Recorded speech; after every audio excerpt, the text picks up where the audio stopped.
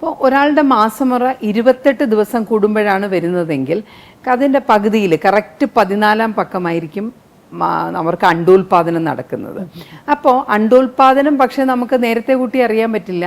എന്ന് മാസക്കുളി വരുന്നു അതിന് 14 ദിവസം മുമ്പ് അണ്ടോൽപാദനം നടന്നിരിക്കും. പക്ഷെ കൃത്യമായിട്ട് 28 ദിവസം കൂടുമ്പോൾ അല്ലെങ്കിൽ 30 ദിവസം കൂടുമ്പോൾ വരുന്ന മാസക്കുളിയാണെങ്കിൽ നമുക്ക് പറയാൻ പറ്റും 28 ദിവസത്തിൽ വരുന്ന മാസക്കുളിക്കായിരിക്കും കറക്റ്റ് മാസക്കുളി തുടങ്ങി 14-ാം പക്കം അണ്ടോൽപാദനം നടക്കും.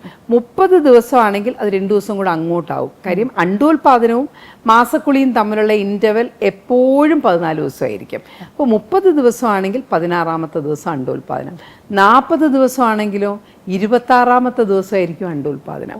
അപ്പോൾ കറക്റ്റായിട്ട് മാസക്കുളി നടക്കുന്ന ഒരാൾക്ക് അയാൾക്ക് അറിയാൻ പറ്റും കുറച്ച് ലക്ഷണങ്ങളുണ്ട് ഈ അണ്ടോൽപാദനം നടക്കുന്നതിൻ്റെ. ഏത് വശത്തു നിന്നാണോ അണ്ടോൽപാദനം നടക്കുന്നത് അവിടെ ഒരു ചെറിയ വേദന, താഴെ നമ്മൾ മൂത്രമൊഴിക്കാനും കഴുകാനും ഒക്കെ പോകുമ്പോൾ ആ ഒരു മ്യൂക്കസ് കിളികിള എന്ന് പറഞ്ഞൊരു ദ്രാവകം പുതിയതായിട്ട് വരുന്നതായിട്ട് കാണാം.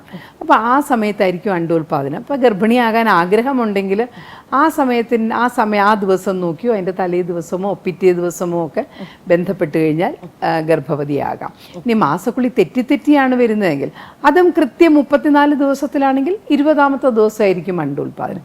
അപ്പോൾ അത് നോക്കി ബന്ധപ്പെട്ട് കഴിഞ്ഞാൽ പ്രഗ്നൻ്റ് ആകാനുള്ള സാധ്യതയുണ്ട്.